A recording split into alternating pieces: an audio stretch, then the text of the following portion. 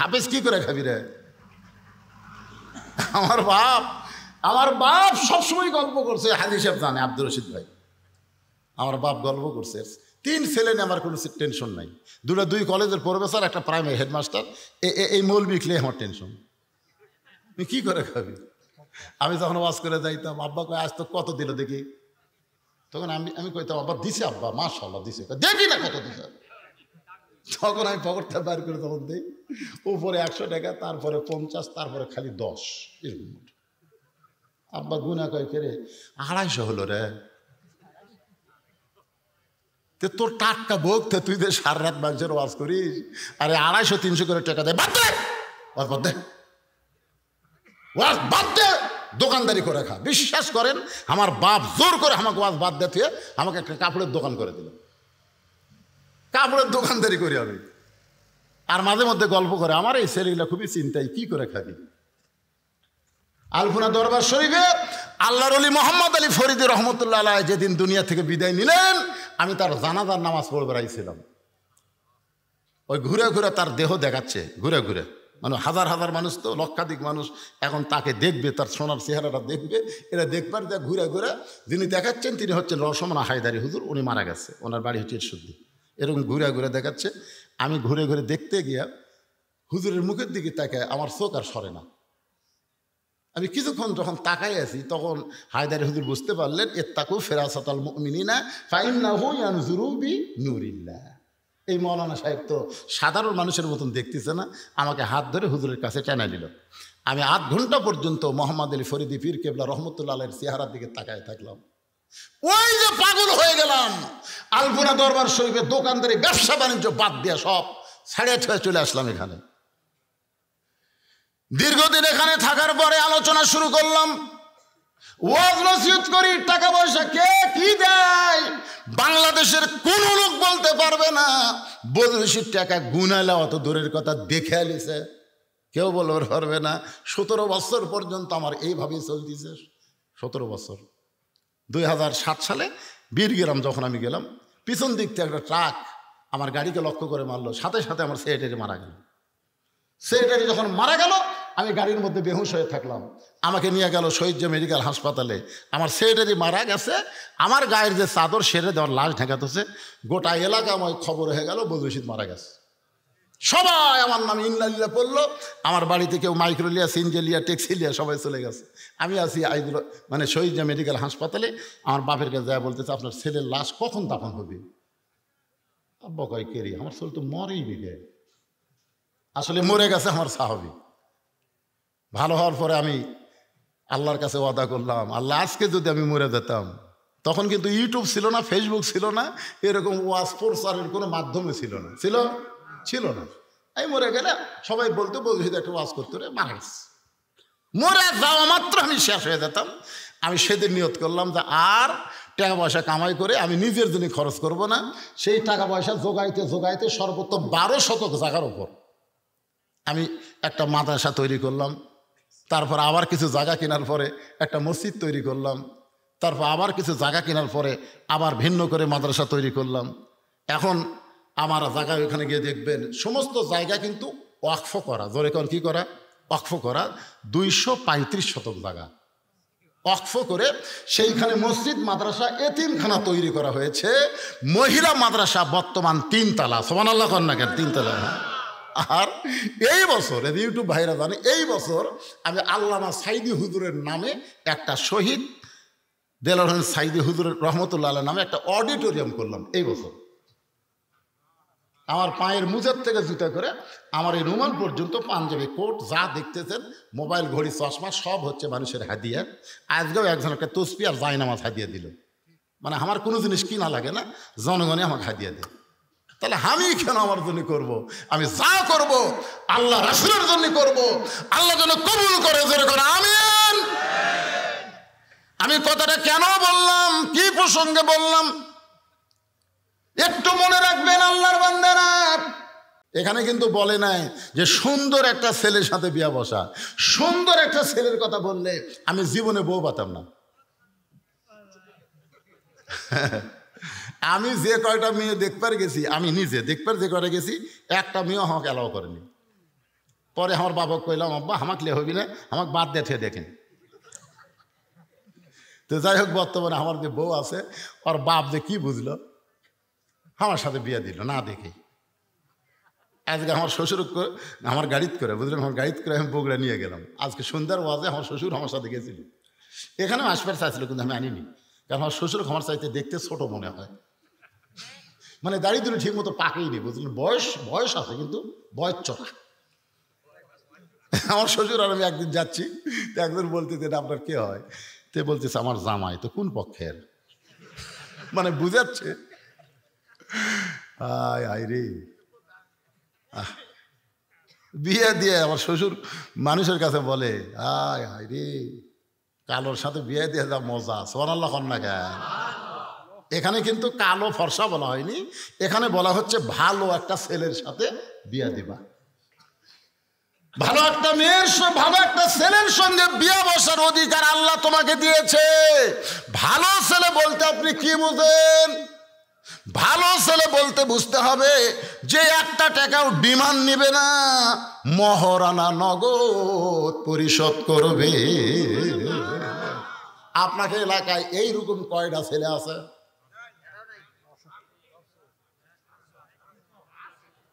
কারা কারা বিয়ে করেননি তারা হাত তোলেন তো দেখে। যারা বিয়ে করেননি এখন পর্যন্ত, যারা বিয়ে করেনি তারা এই মাহফিলত কেউ নাই।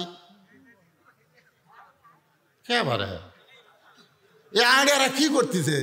আপনি কি এলাকার আইডিয়ারা কি করতেছে?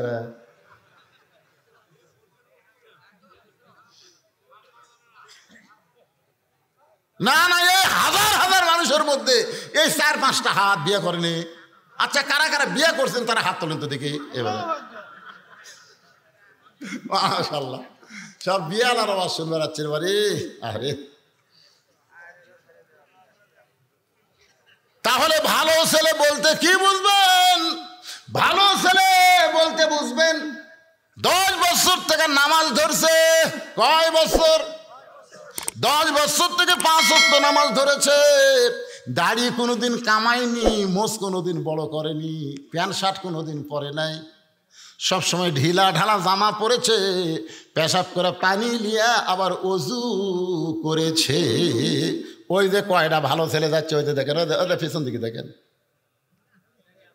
না না না, ওরাই ভালো। ওরকে সাথে আপনার বিয়ে দিয়ে দেখেন, আপনার বউ করে দিল কানবে। আপনার ওই দাদির কাছে, নানির কাছে কোনোদিনও ফিস করবি না। একটা হুজুরের বউ কোনোদিন দাদি নানির কাছে কয় না, কি রে কান্দিস কে? কয় কি দেখে বিয়ে দিচ্ছেন? কোল বালুস শুয়ে থাকে, আমার দিকে তাকাই না। একটা হুজুরের বউ কবি না। যারাই বলবে ওই প্যান্ট শার্ট পরা, খাড়া হয়ে পেশাব করে, পানি লাই না, এরকে বউ কবি। কথা বল না কেন? ভালো ছেলে বলতে কি বুঝতেছেন? একটা ভালো ছেলের সঙ্গে বিয়ে বসার অধিকার আল্লাহ তোমাকে দিয়েছে। ও মা, এই মুহূর্তে তুমি ভালো ছেলে কোথায় পাইবা? তুমি ভালো ছেলে কোথায় পাইবা মা? কারণ তোমার তো কোনো অভিভাবক নাই। আমি তোমার অভিভাবক হইয়া একটা ভালো ছেলের খবর দেই। দেখো তো ছেলেটা তোমার পছন্দ হয় কিনা, দেখো তো ছেলেটা তোমার পছন্দ হয় কিনা। ওমর ফারুক বললেন, মা আমি ছেলেটার নাম বলি, নামটা শোনার পরে দেখো তো ছেলেটা তোমার পছন্দ হয় কিনা। মেয়েটা বলতেছে, তাহলে আপনি বলেন। ওমর ফারুক বললেন, ছেলেটার যোগ্যতা হলো 30 পারা কোরআনের হাফেজ। সুবহানাল্লাহ, আস্তে আসতেছে, আস্তে আস্তে। ওমর ফারুক বলতেছেন, মা আমি যেই ছেলেটার খবর দিচ্ছি সেই ছেলেটা হলো 30 পারা কোরআনের হাফেজ। আপনারা বলেন তো, হাফেজের দাম আছে না নাই? যে রাস্তা দিয়ে হাঁটে যাবে, ওর পায়ের জুতার পরশে আল্লাহ কবরে আযাব মাফ করে দেয়। একজন হাফেজ শুধু জান্নাতে যাবে না, 10 জন জাহান্নামী মানুষকে সুপারিশ করে জান্নাতে নিয়ে যাবার পারবে। ওমর ফারুক বললেন, মা আমি যেই ছেলের খবর দিচ্ছি সেই ছেলেটা শুধু হাফেজ না, 6 লক্ষ হাদিসের হাফেজ। ছেলেটার বয়স হলো 22 বছর। ছেলেটার বয়স হলো 22 বছর। জোরে কোন কয় বছর? লম্বাই হলো 6 ফুট 2 ইঞ্চি, গায়ের রং ফর্সা, চাঁদের মতন চেহারা। ছেলেটার নাম হলো আব্দুল্লাহ ইবনে ওমর। আমার ছেলে আব্দুল্লাহর সঙ্গে তোমার বিয়াটা দিয়ে তোমাকে আমার বৌমা বানায়া আমার বাড়িতেই তোমাকে অধিকার দিবার চাই। তোমাকে কি বানাবো? বৌমা। জোরে কোন কি মা? আপনারা বলেন তো মেয়েদের অধিকার আছে না নাই? ওমর ফারুক বললেন আমার আব্দুল্লাহর সঙ্গে তোমার বিয়েটা দিয়ে তোমাকে আমার বৌমা বানায় আমার বাড়িতেই তোমাকে অধিকার দিবার চাই। আব্দুর রশিদ ভাই, আপনি তো বেটি নাই মনে হয়, ছেলে আছে তো? বৌমা না? বৌমা তিনটা বৌমা ফাঁসেন, ভাগ্য ভালো।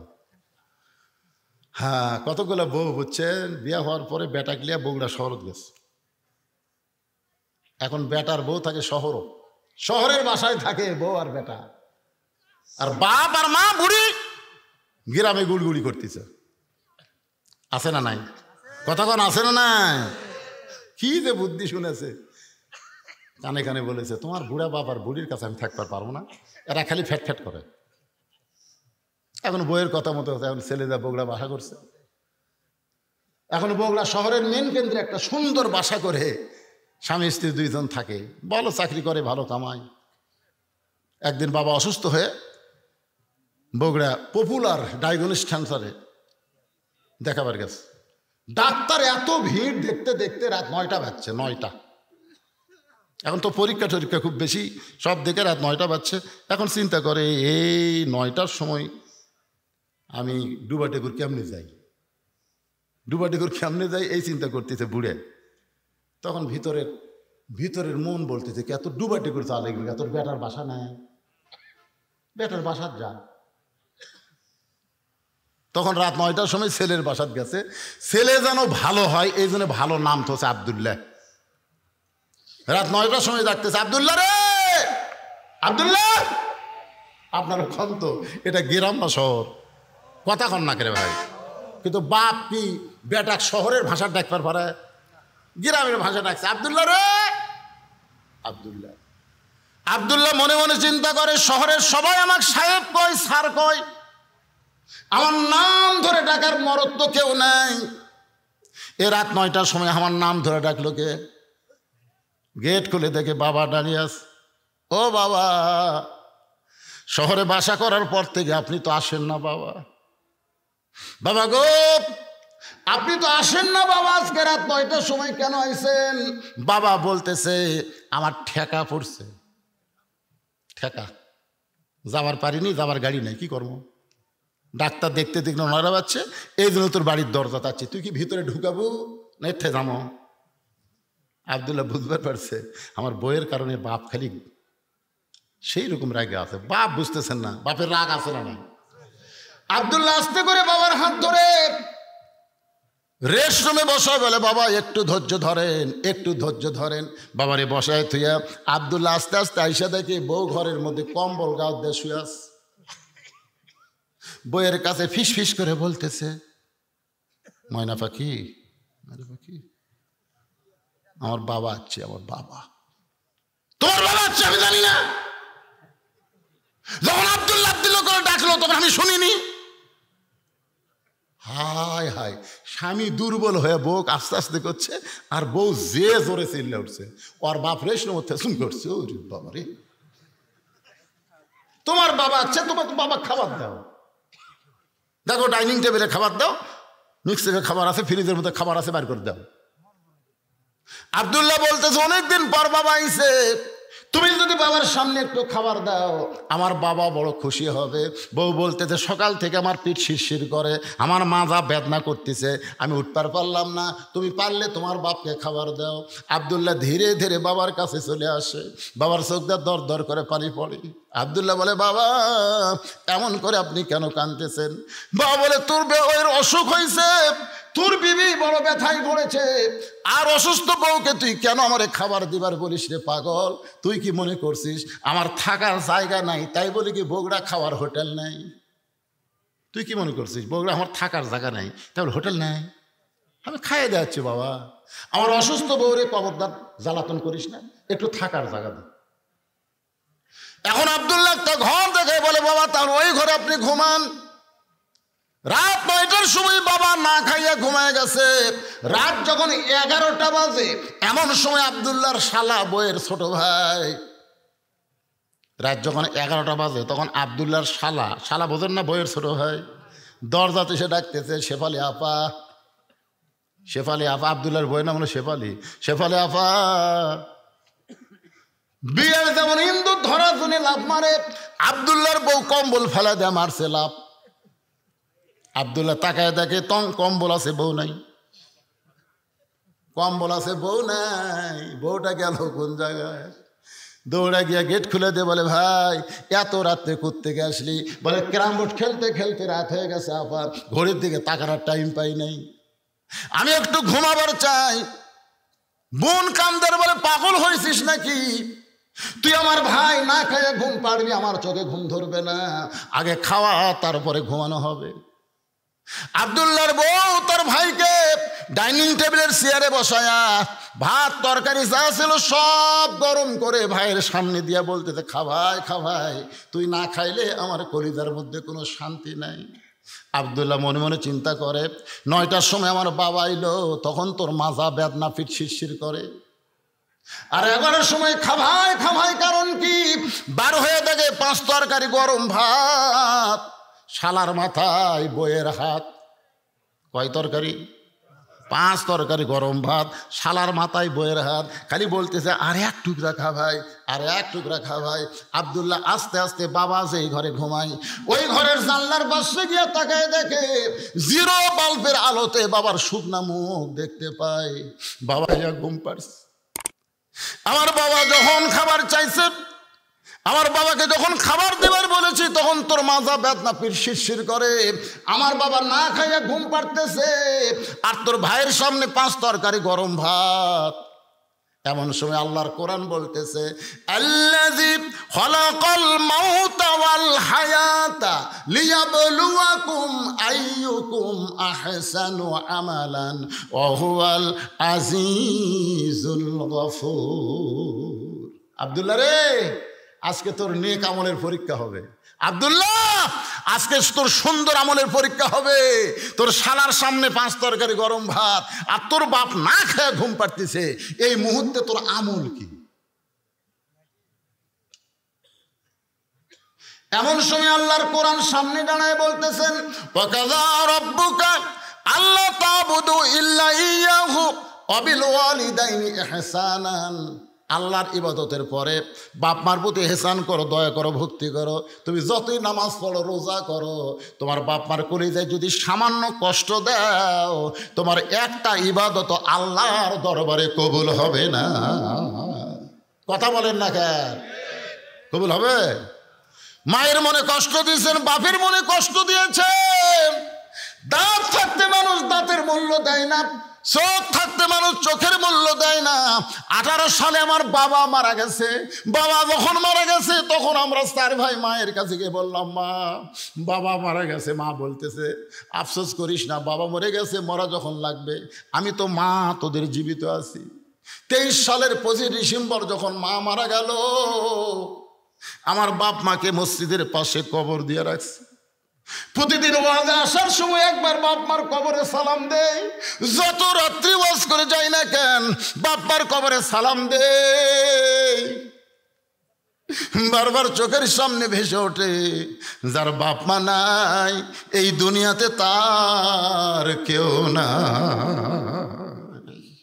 বহুদিন বউকে বলেছিলাম, আমার বউকে আমি ওয়াজ করে বাড়ি আসবো, তুমি চেতন থেকো, তুমি চেতন থেকো।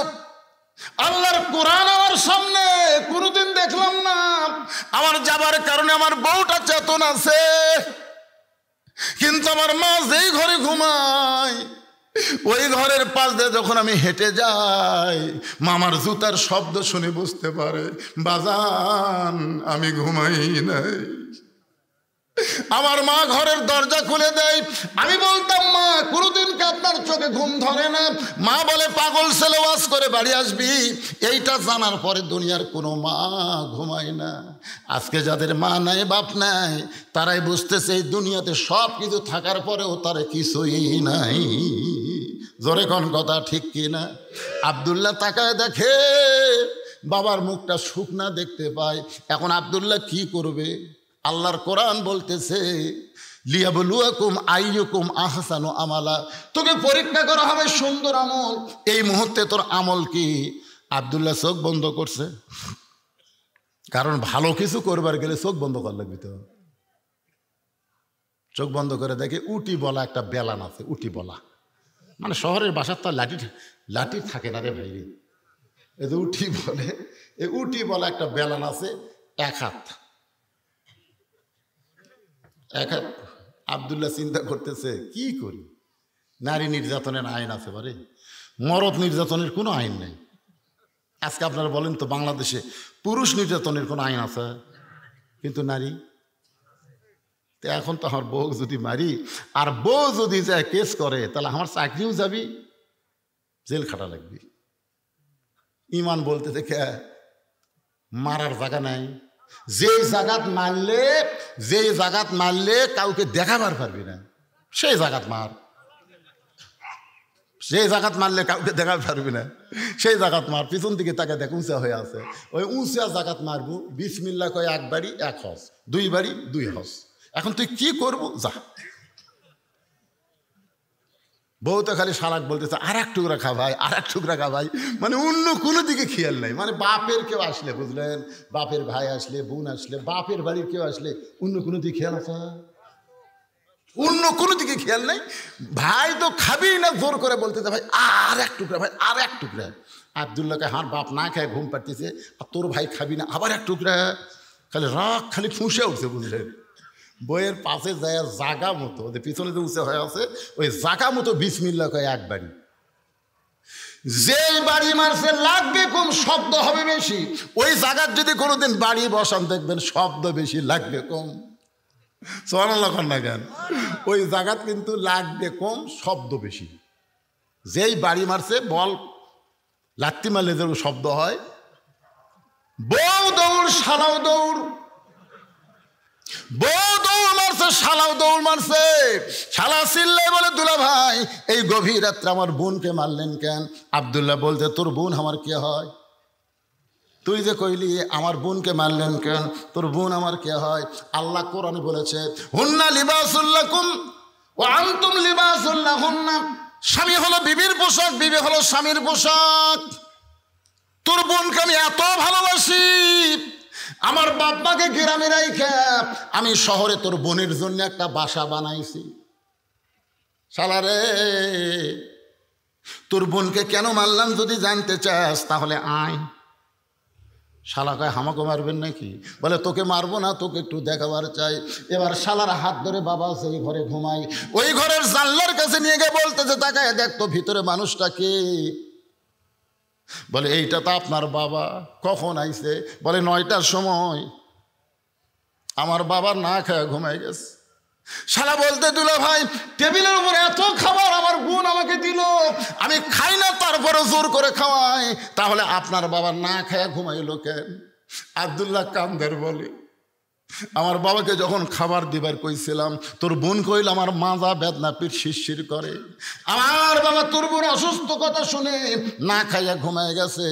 এখন বললে, শালা বল আমি কি করব? শালা বলতে, দুলা ভাই আর একটা মারেন, আর একটা মারেন। কারণ মানুষের জাত না, মানুষের জাত যদি হইতো তাহলে শুধু বাপের আত্মীয়কে ভালোবাসতো না, শ্বশুরের আত্মীয়কেও ভালোবাসতো। ধরে কোন কথা ঠিক কি না? আজকে আপনাদের ঘরগুলো খেয়াল করে দেখেন তো, আমার মায়েরা যারা পর্দার অন্তর আছেন, মা শোনেন, আপনি যদি আপনার স্বামীর আত্মীয়কে ভালো না বাসেন, আপনার স্বামীও কিন্তু আপনার আত্মীয়কে ভালোবাসবে না। কিন্তু যারা যারা কি কতগুলো আছে, কিন্তু শাশুড়ির সামনে যা বলতেছে, আম্মা আম্মা আমি আজকে বাজারে যাচ্ছি, উমরপুর বাজারে যাচ্ছি, আম্মা আপনি ডাব খাবেন না গ্লুকোজ খাবেন? আম্মা আছে না নাই? বউ বলতেছে আমার মাও দুটাই খায়, আমার মাও দুটাই খায়। তখন বলতেছে আম্মার জন্য ডাবো আনবো, গ্লুকোজ আনবো। এই কথা বলে যখন বাড়ির থেকে বের হচ্ছে, দেখে দরজাত মা খাড়া হয়ে আছে। মায়ের দিকে না তাকায়, যখন নিচের দিকে তাকায় বাড়ির থেকে বের হয়, মা বলে পাগল, 7 দিন আগে 10 টাকার পান কিনা দিছিস, পানগুলো শেষ হয়ে গেছে। আজকে যখন উমরপুর যাচ্ছে, বাবা আমার জন্য 10 টাকার পান সুপারি আনিস। ছেলে বলতেছে এই জন্যই তো তাকাই না, তুমি খালি খাই খাই করো। শাওনের জন্য ডাব কিনবে, গ্লুকোজ কিনবে, ওই জায়গায় কোনো কথা নাই। আর মায়ের জন্য 10 টাকার পান কিনবে, খালি খাই খাই। এরা কিন্তু বেটা না, এরকম পাটা ঘরে ঘরে বহু আছে। জোরে কোন কথা ঠিক কি না? আপনারা কি পাটা হবেন না বেটা হবেন? কারা কারা বেটা হবেন আল্লাহকে একটু হাত দেখান। লিল্লাহে তাকবীর, হাত নামান। আচ্ছা, আপনারা সকলে বেটা হবেন। আপনার যতগুলো বেটা, যতগুলো ছেলে এখানে বসে আছেন, আপনাদের মধ্যে কাদের বাপ মা কবরে গেছে একটু হাত তুলে কি দেখান যাবে? আমার বাপ মা দুটোই কবরে গেছে। আপনারা একটু হাত তুলে দেখান তো বাবা, যাদের বাপ মা কবরে গেছে হাত নামান। আল্লাহুম্মা সাল্লি আলা মুহাম্মদ, আল্লাহুম্মা বারিক আলা মুহাম্মদ, আল্লাহুম্মা সাল্লি আলা সাইয়্যিদিনা মুহাম্মদ, আল্লাহুম্মা আমিন।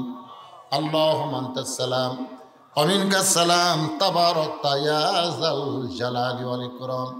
আয় আল্লাহ তাআলা, সেই মাগরিবের নামাজের পর থেকে রাত 1:45 পার হয়ে গেল, এই দীর্ঘ সময় পর্যন্ত তোমার বান্দা বান্দিরা আরামের বাড়ি ঘুমকে বাদ দিয়া ল্যাপ্ত শোকের মহব্বত কলিজা থেকে বের করে এই জান্নাতের বাগানে বসে বসে কোরআন হাদিস আলোচনা শোনার শেষে আমি গুনাহগারের সঙ্গে রহমতের দরজায় ফকির হয়ে দুখানা হাত তুলেছে।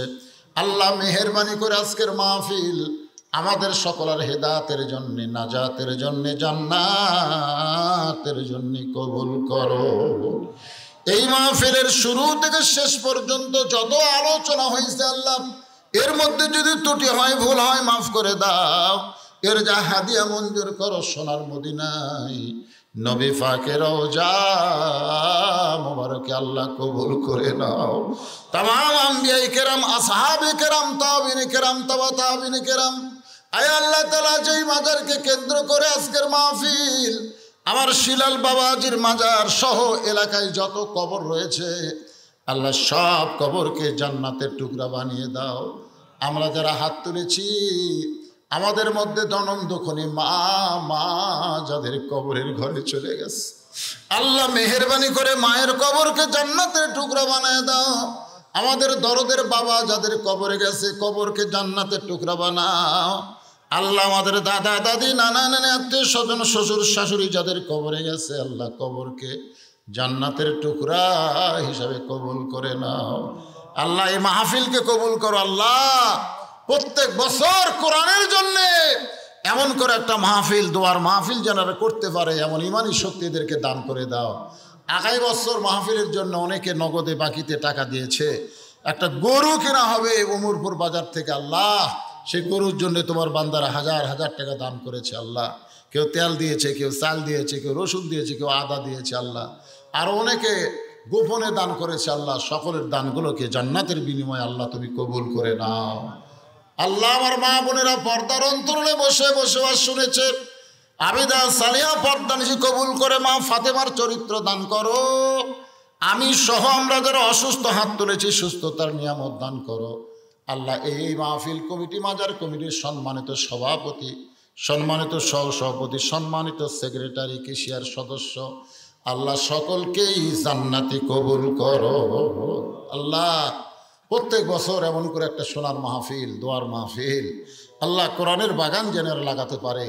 অত্র এলাকার মানুষদেরকে সমস্ত মতভেদ ভুলে ভ্রাতৃত্ব নিয়ে যেন মাহফিলের পক্ষে কাজ করে। আল্লাহ তৌফিক তুমি দিয়ে দাও। আল্লাহ গোটা বিশ্বের মুসলমানকে হেফাজত করো। আল্লাহ যেই কোরআন শুনতে এত ভালো লাগে সেই কোরআন মোতাবেক আমাদের জীবনকে গঠন করার তৌফিক দিয়ে দাও। আল্লাহ আল্লাহ আমরা ভালো মানুষের সঙ্গে থাকবো, কুনু মা'আস সাদিকিন। আল্লাহর ভয়ে কলিজায় রাখতে গেলে সত্যবাদীদের সাথে আমরা হতে চাই। সত্যবাদী হিসাবে আমরা যাদেরকে বুঝি, আল্লাহ যারা বাংলার জমিনে কোরআনকে আইনে নিয়ে আসবে, কোরআন মোতাবেক চলবে, কোরআনের দল করবে, আল্লাহ সেই দলে আমাদের সকলকে আল্লাহ আপনি কবুল করে নেন। সুবহান রাব্বিকা রব্বিল ইজ্জাতি আম্মা ইয়াসিফুন। আয় আল্লাহ তাআলা মেহেরবানি করে যেদিন আমাদের মৃত্যু হবে দিনটা যেন জুমার দিন হয়, মাসটা যেন রমজান মাস হয়। ইমানের সাথে ইজ্জতের সাথে দুনিয়া থেকে বিদায় নেওয়ার কালে আমাদের জবানে জারি করে দিবেন লা ইলাহা ইল্লাল্লাহু মুহাম্মাদুর রাসূলুল্লাহ সাল্লাল্লাহু আলাইহি ওয়াসাল্লাম।